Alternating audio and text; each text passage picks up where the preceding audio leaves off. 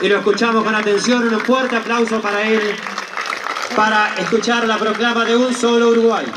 Julián Cabrera.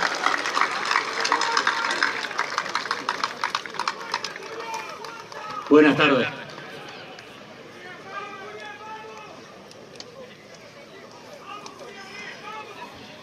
Hace un año, y en este mismo lugar, decenas de miles de compatriotas de todos los rincones del país dimos el grito de ¡basta! Pasó un año, se perdió un año, en donde el Uruguay de trabajo, de esfuerzo no fue escuchado ni atendido. Un año viendo caer muchos emprendimientos de todos los tamaños y de todos los sectores, y con ellos la pérdida de miles de fuentes de trabajo. Lamentablemente hoy, muchos de los que estuvieron aquí han quedado fuera del sistema. Se dejó que el agua corriera, como si el pasar del tiempo fuese a solucionar los problemas estructurales que tiene nuestro país. Escuchamos que todo estaba bien, que las exportaciones iban a crecer, que las inversiones iban a venir, que el consumo iba a aumentar, que la plata había y que las cadenas de pago no se iban a cortar.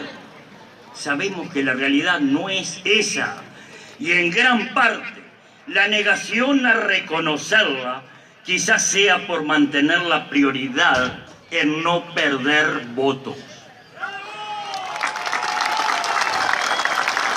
El discurso oficial y los enunciados, tanto de organismos internacionales como de consultoras privadas, acerca de la situación del Uruguay, se basan en los datos que arrojan las encuestas de organismos oficiales. Las líneas de acción del Estado, inversiones, decisiones que nos afectan a todos, se basan en dichas cifras. Datos que en definitiva han construido un relato. Nos dicen, vamos bien. Los datos de pobreza, indigencia, desempleo, inflación y crecimiento no reflejan la situación real. Es hora de sincerar los datos que se publican. Su confección se realiza con poco rigor técnico y con muestreo de la situación que terminan dando indicadores que no reflejan la realidad de la gente. Lo debemos decir con todas las letras. Hay sectores en recesión, hay cadenas de pagos cortadas con incumplimientos de documentos y compromisos. No anda un peso entre la gente.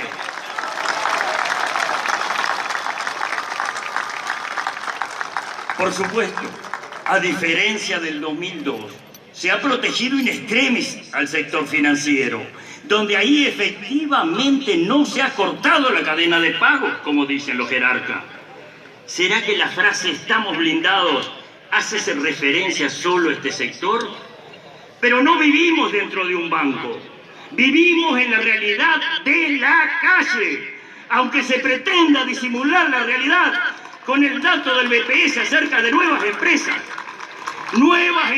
que la mayoría se trata de unipersonales, emprendimientos llevados adelante solamente por el empresario sin ocupar mano de obra contratada, y es la única salida que nos queda a muchos, la búsqueda del autoempleo como estrategia de sobrevivencia. Debemos plantear propuestas porque nada ha cambiado y todo aquello que se gritó que iba a pasar, pasó, e inclusive fue peor que lo que todos pronosticaban.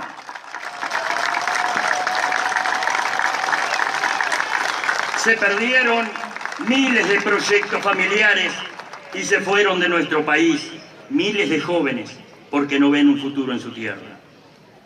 Hoy el pueblo oriental vuelve a Durazno a reafirmar que son necesarios cambios para poder seguir en el camino, para forjar un futuro posible para nosotros y para nuestros hijos.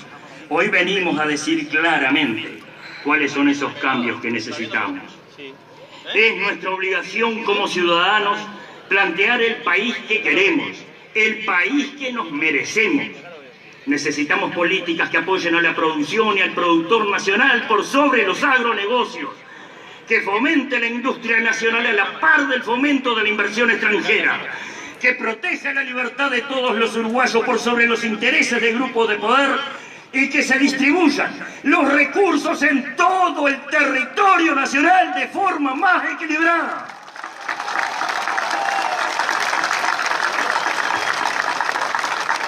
De cara al futuro, queremos dejar planteado antes del comienzo de la campaña electoral una serie de propuestas, para nosotros imprescindibles e impostergables, para sentar las bases de un país que nos incluya a todos. Propuestas, muchas de ellas de corto y mediano plazo, para poder salir de la situación de estancamiento que vivimos, de la situación de desesperanza que nos viene ganando a todos, y propuestas de largo plazo, de políticas de Estado que trasciendan los periodos electorales y que le permitan al estudiante, al trabajador, al empresario y al emprendedor tener un horizonte lejano para poder desarrollarse. Políticas que estén por sobre los intereses de quienes gestionan los recursos de todos, por sobre las ideologías de quienes nosotros como ciudadanos ponemos circunstancialmente en el poder. El debate y la pelea electoral debe ser por administrar los bienes públicos en beneficio de todo un país y gobernar para todos, y no una pelea por administrar y gobernar el poder en beneficio personal, familiar o sectorial.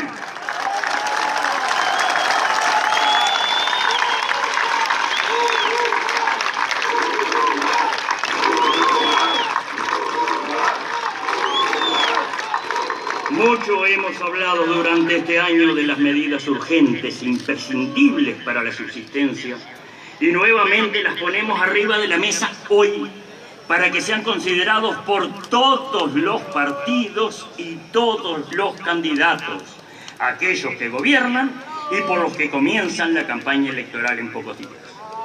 Entendemos, además, que es vital una estrategia de desarrollo productivo, económico y social de largo aliento, estrategia común e integrada por todos los partidos políticos, pero además considerando la opinión y participación de todos los compatriotas, así como todos tenemos voto, todos debemos tener voz, independientemente de nuestra condición o de nuestra ubicación geográfica. Derechos básicos en un sistema democrático. Para que quede claro y no existan dos visiones de lo que decimos, el centro de todos los problemas es el alto costo del Estado, que conlleva un déficit fiscal insostenible, el cual pasó del 3 al 4% del PBI en el último año. Esto inviabiliza nuestra economía. Es necesario de forma urgente bajar los gastos del Estado que se alimenta de los impuestos y sobreprecios en tarifas públicas que pagamos todos. Esto está forzando al cierre de empresas y que a pesar de tener el sueldo mínimo más alto de la región, a muchos uruguayos asalariados no les alcance para vivir. De acuerdo a datos estadísticos, el 34% de los uruguayos no les alcanza lo que ganan para vivir. Y al 17% le falta comida alguna vez al mes. Esto deja al descubierto que a pesar de ser un país de renta media alta, según nos califica el mundo, la gente la pasa mal. Muchos uruguayos no cubren sus necesidades y eso no nos merecemos como sociedad. Hablemos de la raíz del problema. ¿No será que el inmenso descontrol en la gestión pública y el continuo incremento del tamaño del Estado se ha transformado en un incremento de los costos de vida y de producción que hoy agobian a todas las partes? Porque si los empleados reclaman permanentemente que el salario no les alcanza, y los empleadores están expresando que les es imposible incrementar los sueldos, indudablemente hay alguien en el medio que se está llevando la gran tajada de la torta. Esto refuerza nuestros planteos. Estas cosas pasan porque tenemos un convidado de piedra en nuestras vidas, un socio mayoritario en nuestras empresas y trabajos, que es el Estado. Por lo tanto, debemos tener un equilibrio como país, como sociedad, logrado a través de un compromiso social que obliga a los gobernantes de turno a saberse administradores de los dineros públicos y no dueños de los ingresos de la gente.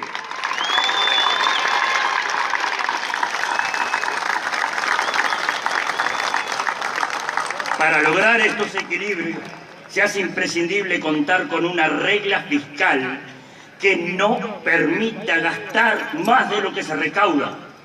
La misma deberá implementarse como ley en el corto plazo y buscar en el mediano plazo que sea de carácter constitucional.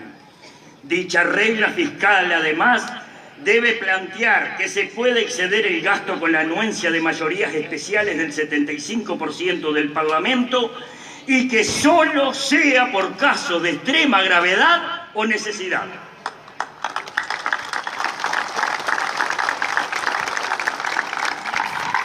Algunas de las medidas necesarias para comenzar a bajar el gasto del Estado y reactivar la actividad económica son: 1.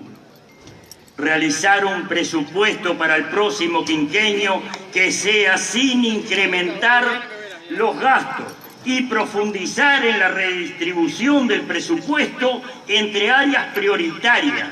Esto obligará al próximo Ejecutivo y Legislativo a un mayor diálogo político para priorizar el gasto sin seguir abriendo la mano con plata ajena. 2.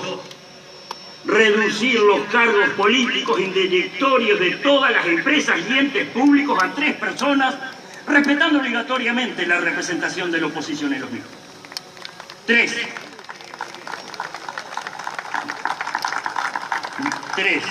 No ingresos de empleados públicos ni contratados por al menos 5 años, a no ser en la atención directa en áreas sensibles como educación, seguridad y salud. Que el cumplimiento de las funciones asignadas sea el determinante de la permanencia en el cargo, no a la inamovilidad.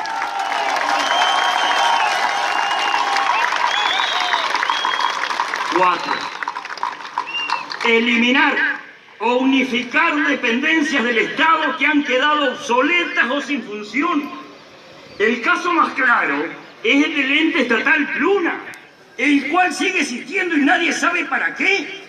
O la coexistencia del SNIC y del ICOSE, cuando son 2 dependencias que trabajan sobre el mismo tema pero lo hacen en oficinas diferentes. 5. Parar al menos el 50% de la flota de vehículos oficiales propios y alquilados, no vinculados a salud y seguridad. 6. Modificar la ley de biocombustibles, evaluando la pertinencia de su uso de acuerdo a la coyuntura de precios. Liberar la importación o comprar dichos biocombustibles a paridad de importación, cuidando en la gestión la función que hoy cumple en Bella Unión el cultivo de caña de azúcar. 7. Obligar que las empresas de derecho privado y capitales públicos sean controladas por los organismos estatales, generando la reglamentación que lo permita sin burocratizar los procesos empresariales. Al mismo tiempo, aquellas que presenten pérdidas permanentes y no logren mejorar su gestión en un año sean vendidas o cierren, ya que las empresas estratégicas para el bien común son las públicas y no estas. No tenemos por qué pagar todas las ineficiencias perpetuando estructuras que no aportan al desarrollo nacional.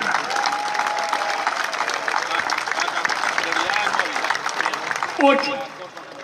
Transparentar el gasto. Todo aquel funcionario legislador que reciba viáticos o partidas específicas debe rendir cuentas y devolver el sobrante obligatoriamente. 9. Respetar los montos de las licitaciones para no terminar, como siempre, pagando un 300% más de lo presupuestado inicialmente. Y que el Tribunal de Cuentas tenga la potestad para impedir que se realicen dichos gastos y no como ahora, que a pesar de sus observaciones todo sigue adelante. 10.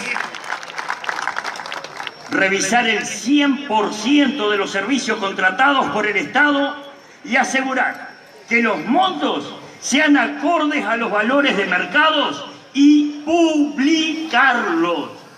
11. Revisar sueldos y partidas extras para todos los legisladores y jerarcas que acceden a sus cargos por cuota política, tanto en la función estatal como los designados en las empresas privadas de capitales públicos, y que dichas remuneraciones sean acorde a su función. Que se fije un tope y que se eliminen ya las partidas especiales que nada usa, pero todos cobran, como por ejemplo prensa.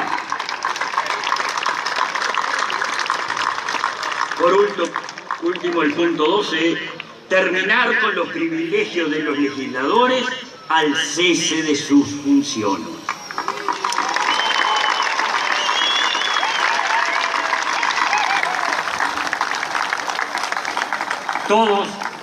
Todos tenemos claro que es necesario enfrentar ya una reforma de la seguridad social en toda su dimensión. El no hacerlo hace casi imposible equilibrar las cuentas públicas en el mediano plazo y probablemente muchos de los que hoy estamos acá nunca lleguemos a jubilarnos. Probablemente la única o la más fácil de las variables de ajuste que exista es la edad de jubilación. Parece ser el camino a seguir, pero son los males necesarios para bajar el déficit fiscal sin seguir aumentando impuestos y tarifas. En esta discusión también debe ponerse arriba de la mesa la última reforma que se realizó, ya que a partir de ella es que saltaron sensiblemente las pérdidas del sistema previsional, aumentando el descomunal agujero fiscal que hoy tenemos. Al mismo tiempo, se debe eliminar uno de los impuestos más injustos de todo el sistema, que es el impuesto de las jubilaciones, gravando inmoralmente a quienes ya aportaron cuando trabajaban para que les vuelvan a cobrar en la vejez. La voracidad recaudatoria se pone en evidencia. Contradictoriamente, no se ha implementado ninguna medida que apunte a generar fuentes de empleo y revertir el incesante decrecimiento de aportantes. Miles de compatriotas que hoy se encuentran en el seguro de paro o desempleados. Debemos apelar a la responsabilidad de todo el sistema político para que esta discusión empiece hoy, y no a través de los medios, de una forma sincera y sin búsqueda de votos, para que el próximo gobierno comience con un respaldo de todos en este tema, sabiendo que es un acuerdo general y que no se transforme en un botín electoral, donde el que tome la medida pague el costo político y quien no lo vote, por más que lo sepa necesario, haga una oposición irresponsable.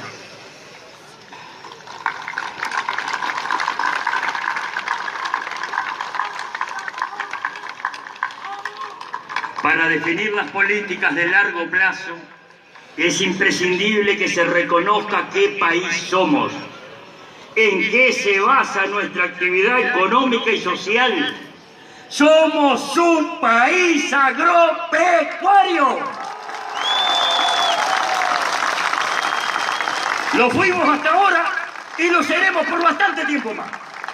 Bienvenidos todos los demás rubros que contribuyen al desarrollo, a la generación de empleo y al bienestar social. Pero solo el que no sabe de dónde viene, no sabe a dónde va.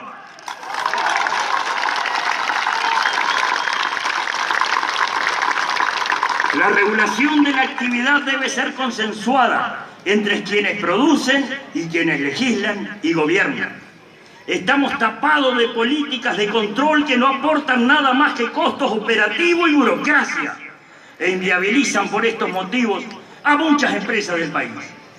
Es necesario educar y trabajar con la población y fundamentalmente con los niños, en una verdadera conciencia agropecuaria, en una conciencia del país que somos.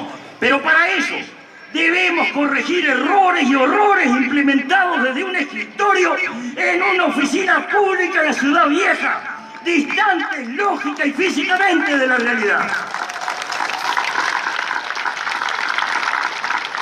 La educación debe ser una de las prioridades, no solo en recursos económicos, sino en cuanto a las políticas y estrategias de todo el sistema. Hemos asistido año tras año a la decadencia de todos los indicadores respecto de la misma y a una degradación general de la sociedad y del vínculo con los centros de educación y sus educadores. Los índices de deserción son alarmantes. Los de repetición, cubiertos por la flexibilización de las exigencias y los mecanismos de evaluación, dejan en evidencia que estamos muy lejos del orgullo que sentíamos de pertenecer a uno de los países de mayor nivel educacional de América. Hacemos especial hincapié en la necesidad de que desde las primeras instancias se eduquen los valores fundamentales de convivencia social, respeto a los mayores, a las autoridades y a sus pares.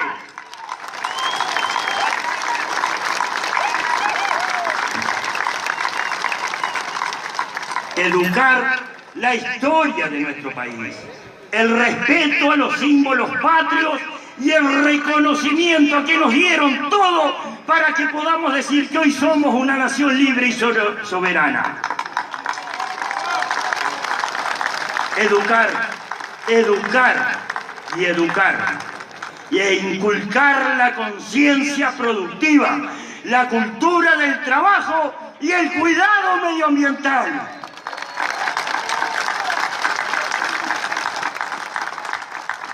Pero por sobre todas las cosas, educar a los niños y jóvenes a desarrollar su intelecto y su capacidad de innovación y adaptación para que estén preparados a la inserción en un mundo laboral que plantea permanentes desafíos y un futuro incierto, pero sin duda, muy competitivo. Debemos garantizar que aquellos que viven en el interior y en el medio rural, independientemente de su condición social, tengan absolutamente las mismas posibilidades de desarrollo personal a través del acceso a sistemas educativos que así lo aseguren. ¿O seguiremos condenando de por vida a un niño tan solo por el lugar en el que nació?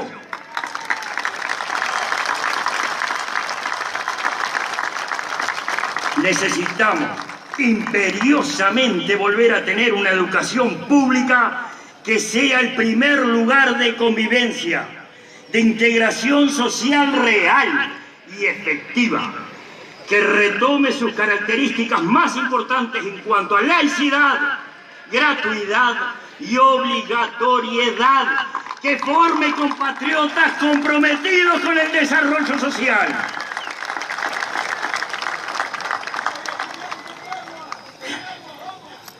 La educación es central para volver a pensar en el largo plazo. Pero todos somos conscientes que no se pueden lograr estrategias de país con políticas de largo plazo en ninguna de las áreas fundamentales sin sustentabilidad económica. Necesitamos desarrollar en este sentido una estrategia como nación. Por eso proponemos que haya una estructura técnica conformada por todos los políticos y en coordinación con las instituciones y organizaciones pertinentes. La estrategia y dirección económica del país debe primar sobre las ideológicas. La conformación de una columna vertebral técnica entre los ministerios de Economía, Ganadería, Agricultura y Pesca, Industria y Energía y Relaciones Exteriores. Lo consideramos indispensable en la lógica de maximizar recursos y atender las dificultades que continuamente plantean los mercados internacionales, de los cuales dependen los ingresos de divisas que luego se transforman en recursos para toda la sociedad. Debe modernizarse y optimizarse nuestra inserción internacional. Es necesario eliminar la práctica de utilizar representaciones diplomáticas como premio consuelo para militantes comprometidos y ocupar los cargos y recursos de forma que permita fortalecer el área comercial de embajadas y consulados, que se evalúen periódicamente de acuerdo a un plan de trabajo previo y que se les exija presentar resultados. Es imperioso que avancemos en acuerdos comerciales. No nos podemos dar el lujo de regalar cientos de millones de dólares por año a gobiernos extranjeros para poder ingresar con nuestros productos. Cada dólar que dejamos por concepto de aranceles es un dólar que falta en la educación, en rutas, en salud, en seguridad, en puestos de trabajo. Para cuantificar este problema, podemos decir que lo que regalamos en aranceles a gobiernos extranjeros en el último año es el equivalente al déficit de toda la seguridad social.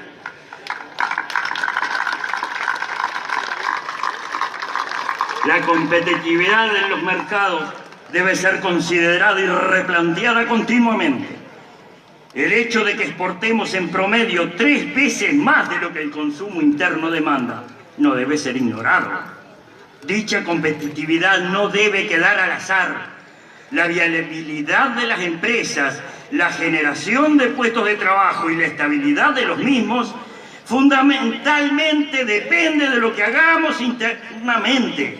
Los costos de producción primaria o industrial dependen exclusivamente de decisiones que toma el gobierno.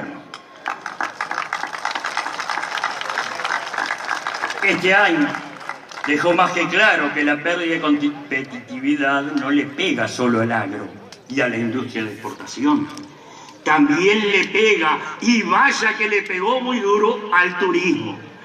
Ser competitivo con el mundo y la región es lo que permitirá ir mejorando el ingreso de todos de forma real y no ficticia, como lo logra en el corto plazo el atraso cambiario. Por lo tanto, otra de las políticas de Estado debe ser, sin duda, tener un país sin atraso cambiario e implementar los instrumentos necesarios para llevarlo adelante.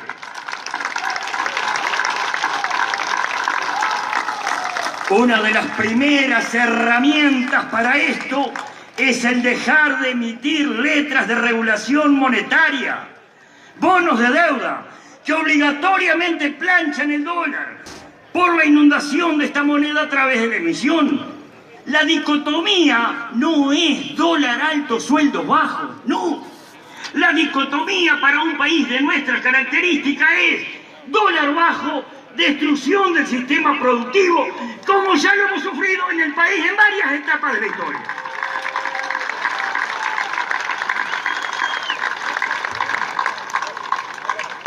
Entendemos necesario el incentivo a la inversión para que nuevos rubros se desarrollen, que aporten a la economía nacional, pero no estamos de acuerdo en mantener e incrementar subsidios indefinidamente a empresas y sectores que hace décadas están operativos en nuestro país, y mucho menos tolerar el atropello de expropiaciones que perjudican el diario vivir y las proyecciones a futuro de los pobladores de distintos parajes, pueblos y ciudades, con tal de conseguir el objetivo de cuidar los macroindicadores a cualquier costo.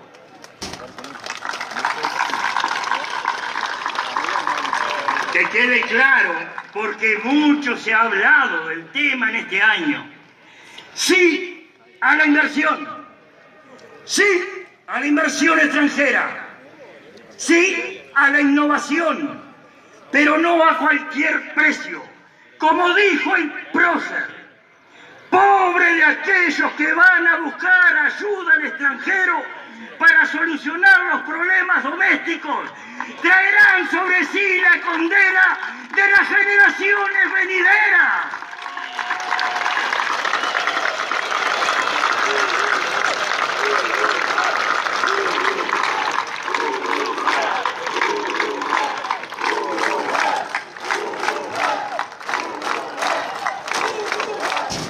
No debe ser permitido que un solo poder del Estado pueda realizar negociados confidencialmente, incluso violando la Constitución y violentando la soberanía nacional. Exigimos que el Poder Legislativo tome cartas en el asunto y asuma su rol de contralor para que todos los ciudadanos tengamos acceso a la información de los montos, plazos, afectaciones a la propiedad privada y a los recursos que son de todos. Dentro de la Constitución y la ley, todo; fuera de ellas, nada.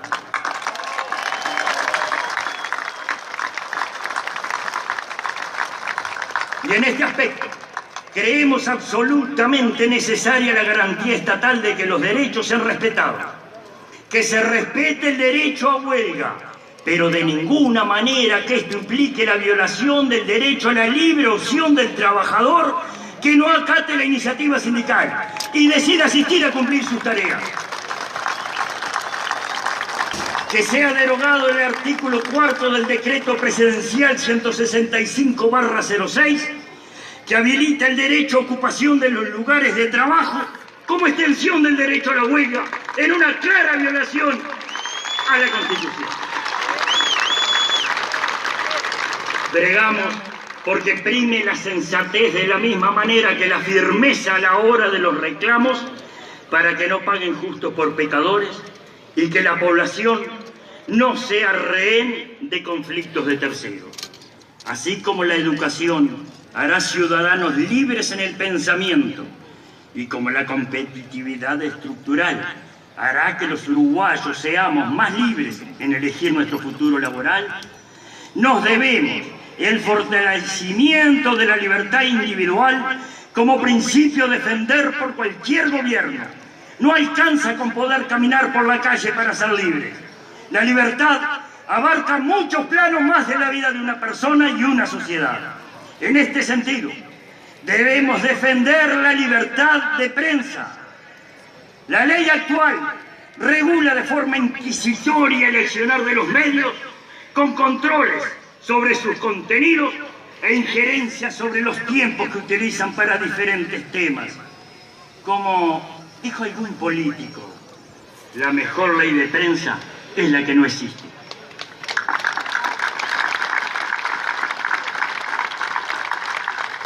La ley de inclusión financiera es un caso más que claro de intromisión en la vida particular de los uruguayos. Una ley que nos obliga a tener un intermediario financiero que muchos no elegimos, que incrementa costos por hacer algo que nadie le pidió. Una ley que además de plata habla de la pérdida de libertad, con un Estado que pretende tener la huella financiera de cada oriental. Es mentira que la ley va contra el lavado, porque si eso fuera así, que muestren la cantidad de dinero que a través del sistema financiero se le ha incautado a la corrupción y el narcotráfico. ¡Ni un peso! Es una ley que lo que hace es que los uruguayos de bien tengamos que estar justificando los gastos que hacemos, con el temor además de ser castigados si no cumplimos toda la normativa impuesta. Es necesario derogar esta ley que se mete dentro de nuestras casas, de nuestras familias. Una ley que nos quita libertad de usar como y cuando querramos nuestro dinero, teniendo que justificar ante papá Estado lo que hacemos con él.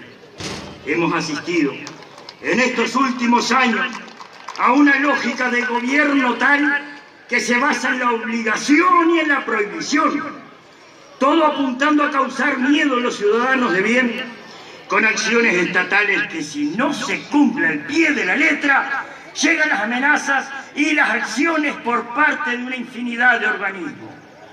Existen un sinnúmero de regulaciones en cada actividad, con intromisión en la propiedad privada, que es un valor reconocido en la Constitución, como ya expresamos.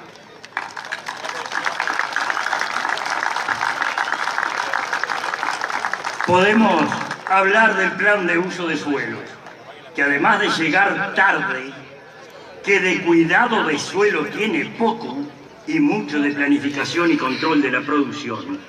Podemos hablar del chip en camiones, en maquinaria, con un control al instante de lo que hace cada uno con sus equipos, cuando en realidad el gobierno ya cuenta con herramientas de control de todo tipo. Podemos hablar de la facturación electrónica, que aumenta los costos, sobre todo en pymes, para que el Estado sepa segundo a segundo lo que hace cada empresa del Uruguay.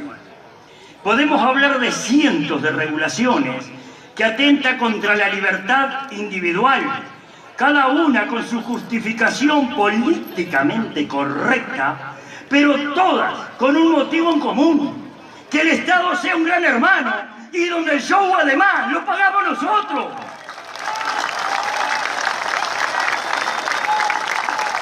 Es la absurda lógica de controlar y amenazar al que está en regla, dejando al verdadero infractor o al delincuente liberado a sus anchas. Es necesario revisar todas estas regulaciones, derogar las que no aporten a la libertad de los uruguayos y modificar las que se entiendan importantes para mejorar el funcionamiento de la sociedad. Todas con la misma lógica: la libertad individual como centro de acción del Estado. El Estado debe velar y garantizar también por la seguridad pública, ya que la inseguridad reinante atenta contra la libertad individual. Lamentablemente, hemos pasado un año donde todos los índices delictivos se han disparado. Homicidios en nivel de epidemia según la Organización Mundial de la Salud. Rapiña, abigeato, afectando económicamente y psicológicamente a todos.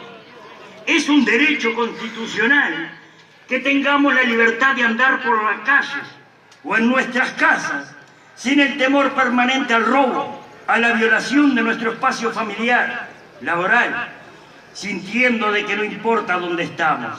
Para el sistema, nuestra vida no vale nada.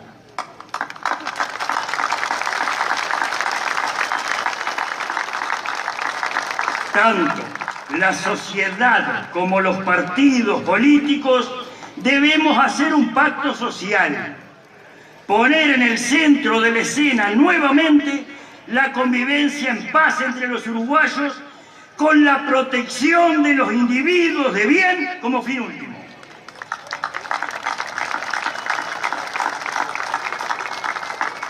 Para esto se hacen necesarios algunos cambios que permitan que los uruguayos nos podamos sentir más seguros.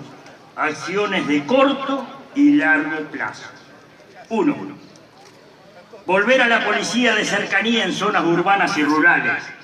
La eliminación o achique de comisarías y destacamentos hace que la delincuencia tenga libertad de acción lejos de las zonas rojas o donde las fuerzas del orden trabajan por saturación. 2.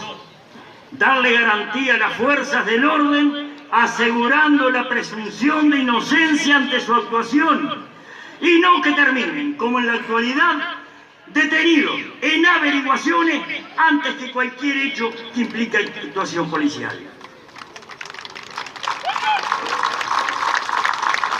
3. Integrar acciones interinstitucionales y en contacto con la comunidad en cada lugar para prevenir y combatir el delito. 4. Prevención y control en rutas nacionales, caminos departamentales y vecinales, como también en pasos de frontera. 5. Separar a la Fiscalía General de la Nación de Presidencia.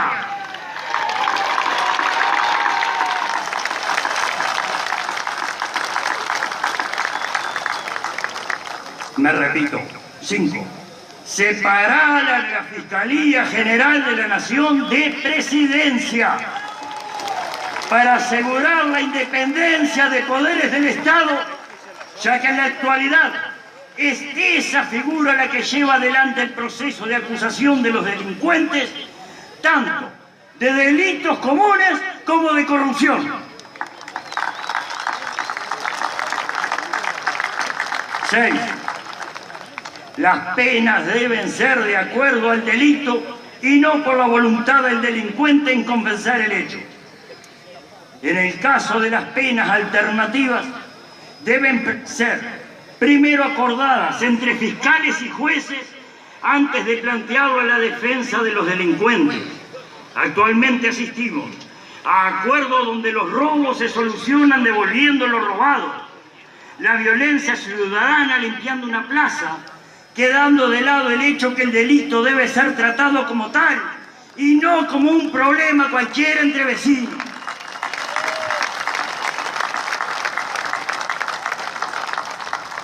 Siete, a nivel rural, hacer operativa y de forma eficiente una acción multiinstitucional junto al Ministerio del Interior para atender los temas de abigeato, donde se incorporen, entre otros, el Ministerio de Ganadería, Agricultura y Pesca, el INAC, el Sistema Nacional de Información Ganadera, las oficinas de bromatología junto a los vecinos y también junto a las organizaciones locales.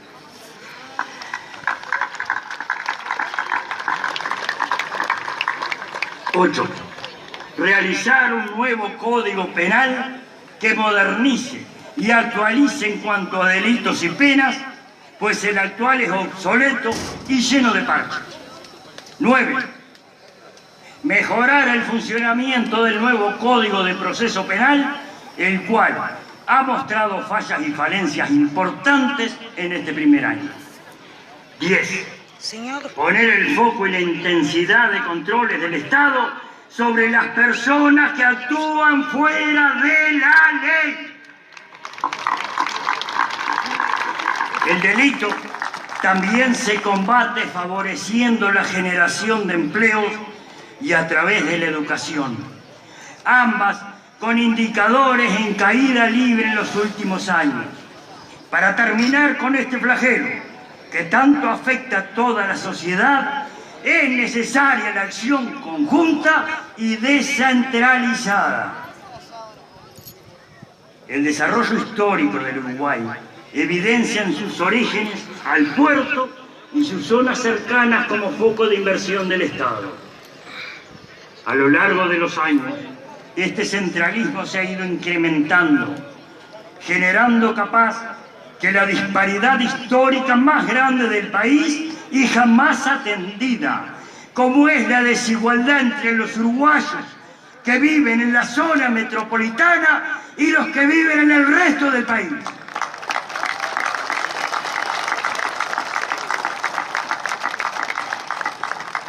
El nivel de descentralización se usa como un indicador de desarrollo del país.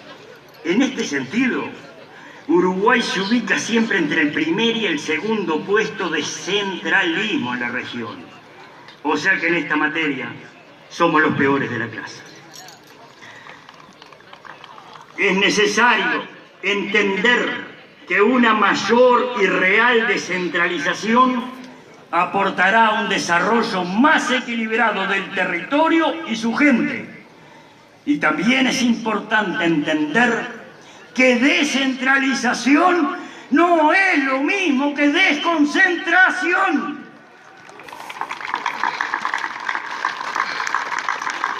Pues desconcentración es el proceso que permanentemente se ha hecho por parte del poder político y nos siguen arreando al incesante incremento de las desigualdades. Sin políticas descentralizadoras reales, estamos condenando no solo el desarrollo del interior, sino que estamos condenando en última instancia el propio desarrollo del país.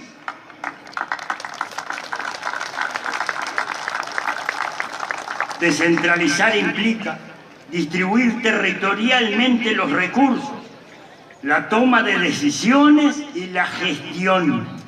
En resumen, implica que el gobierno central pierda poder frente a los diferentes territorios.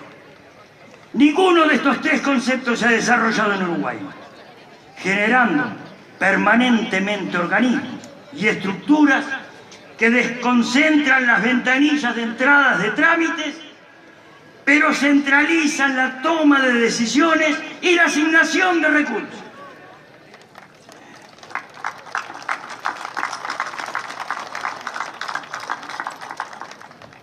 Uruguay no escapa a la realidad mundial, sobre todo durante el siglo XX. La migración interna del campo a las ciudades y fundamentalmente de todo el interior a Montevideo y su entorno. Dicha dinámica poblacional a nivel mundial se debe a que la gente ha migrado atraído por mejores posibilidades laborales y de desarrollo personal. Acá no. Acá la gente migra porque se termina el trabajo, por falta de posibilidades de desarrollo personal y familiar, falta educación, falta salud, falta infraestructura, falta futuro porque no hay presente.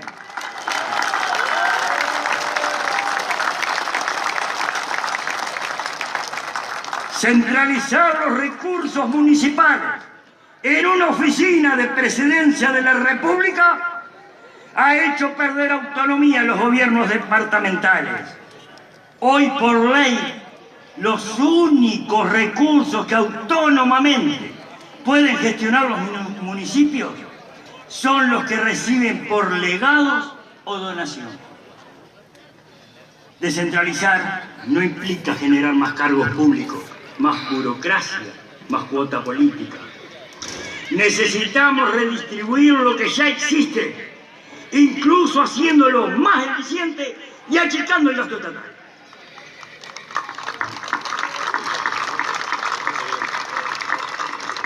Proponemos generar un modelo descentralizador que logre erradicar dependencias públicas en el interior del país, con el desarrollo de las comunicaciones actuales perfectamente. Por ejemplo, el Ministerio de Ganadería, Agricultura y Pesca se podría instalar en Trinidad, el Ministerio de Turismo en Rocha, el Ministerio de Industria en San José, y así podemos seguir con muchas de las dependencias que no tienen por qué estar en Montevideo, pero sin dudas que algunas de ellas no tienen más explicación lógica que el centralismo exacerbado del país, como son colonización, las oficinas de línea, facultad de agronomía, facultad de veterinaria, no, no y no.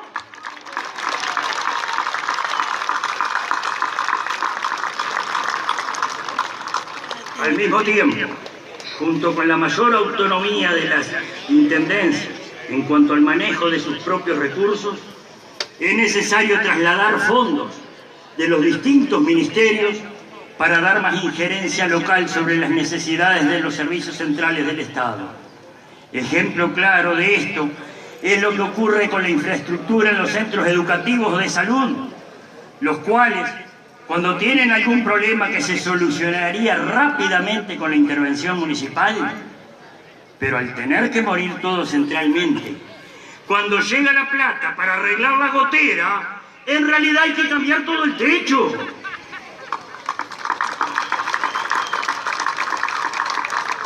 Una buena descentralización necesita pensar programas de desarrollo territoriales diferentes, de acuerdo a las características sociales y productivas de cada zona. Estos deben ser desarrollados junto a la gente de las localidades y no desde una oficina alejada de la realidad en el cuarto piso de algún edificio céntrico.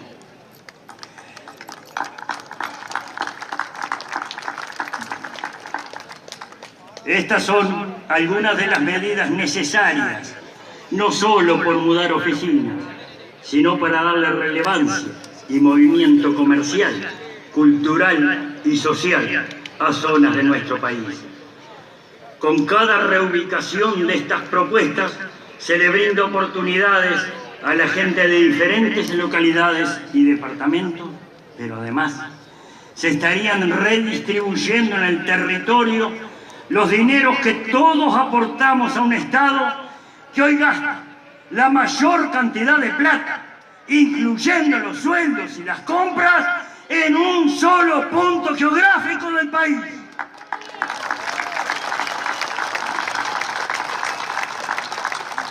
Las políticas de largo plazo, las estrategias de Estado, son las que nos permitirán marcar la sostenibilidad como país. Y esta sostenibilidad tiene varias dimensiones. En el corto plazo, debemos hacer que los institutos técnicos revisen, investiguen y avalen o no en nuestras condiciones en cuanto a la afectación a la salud humana y medioambiental de los productos químicos y agroquímicos que están homologados por las autoridades. Seamos sustentables y no solo en frases propagandísticas.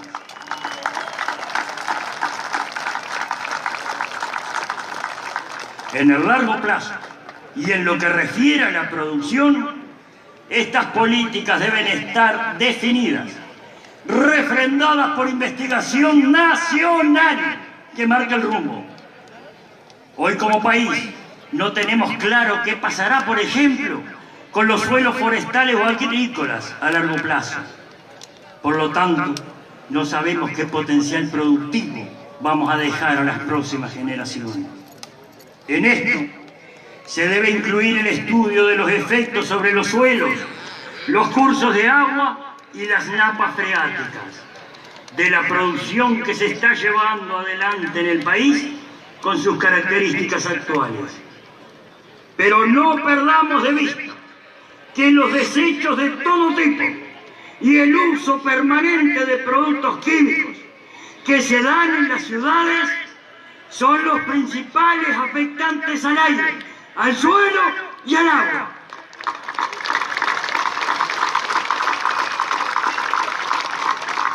Existe una dimensión de la sostenibilidad como país que poco se habla, pero es fundamental atender y es valorar el proceso de concentración de la población en Montevideo y su zona metropolitana. Actualmente, más del 70% de la población vive en esta región, en un país que no es industrializado, que no tiene perspectiva de serlo, con 14 millones de hectáreas productivas. Y entonces vale la pregunta, ¿qué vamos a hacer los uruguayos en 50 años con una macrocefalia urbana exacerbada?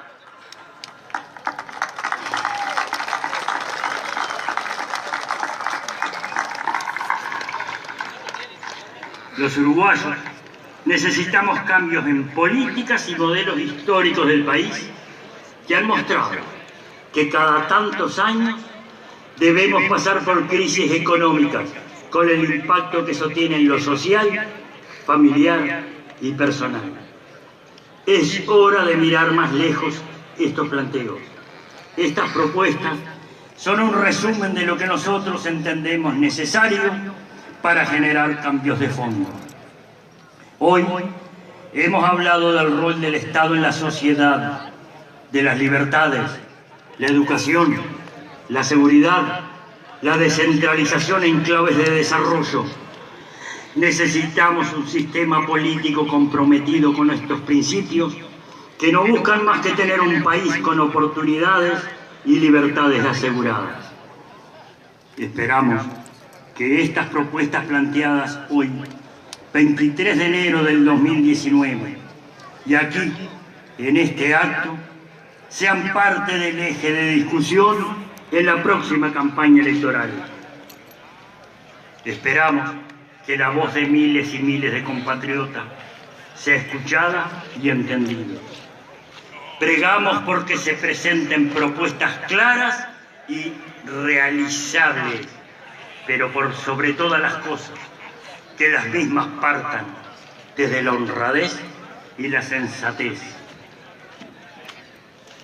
Y que entiendan todos los políticos que vamos a estar atentamente escuchando y mirando lo que dicen y hacen. No nos vamos a ir, no nos vamos a esconder, no nos vamos a callar. Todos queremos Uruguay. ¡Viva la patria!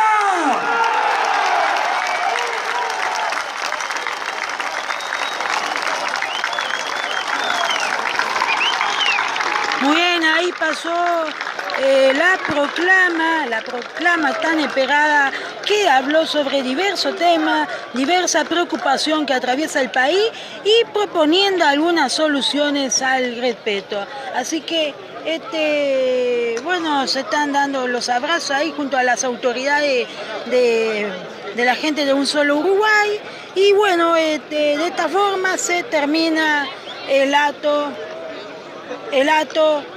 correspondiente al 23 de enero de 2019, segundo año que este grupo de gente organiza este acto en el departamento de Durazno. Muchísimas gracias. Estimados amigos, vamos a escuchar el conductor. estamos agradecidos por la participación de todos ustedes, pero tenemos algunas recomendaciones principalmente antes del cierre.